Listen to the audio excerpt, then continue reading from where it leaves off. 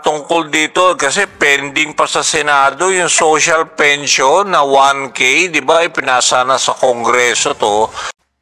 Bago tayo magpatuloy, huwag kalimutang mag-subscribe sa aking channel.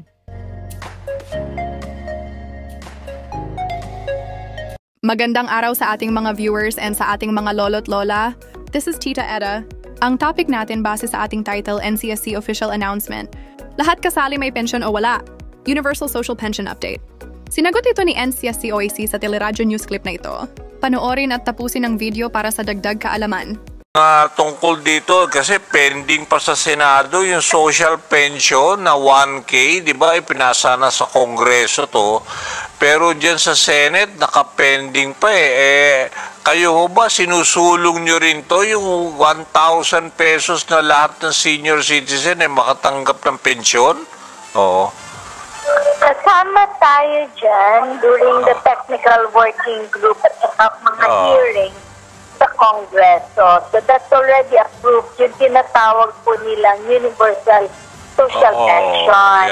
As to the amount, parang magkakaroon ng discrepancy. Iba yung version ng House, iba yung version ng Senate. So we will wait na mag-convene sila ulit and then we will see kung anong mangyayari dyan sa Universal Social Pension. Okay. So kasama kayo dyan sa technical working group. So we hope that siyempre marami talaga yung mga senior citizens umaasa dyan. 1K lang naman di ba? Pagdagdag sa pension. Di ba monthly ho ito? Parang ganon? Oo. Monthly yan. Monthly. If sa tingin mo, natulungan ka ng video ko na ito, nakasave ka sa oras mo, you can click yung thanks button at any amount ay malaking help sa pag-grow ng channel ko. Yun lang po muna ang aking update. Sana ay nakatulong na dagdag kaalaman ang aking shinare today. Ang goal ng aking channel ay mag-create ng awareness. Kung ganitong mga topic ang gusto mo, panoorin mo ang mga videos ko na ito.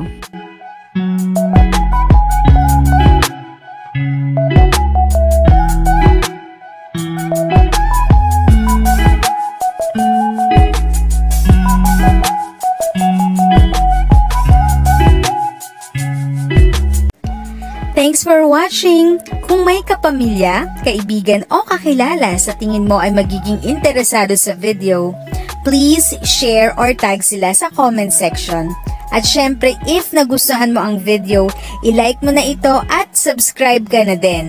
As always, feel free to write your questions, comments, and opinions respectfully. And continue to be a blessing and stay safe!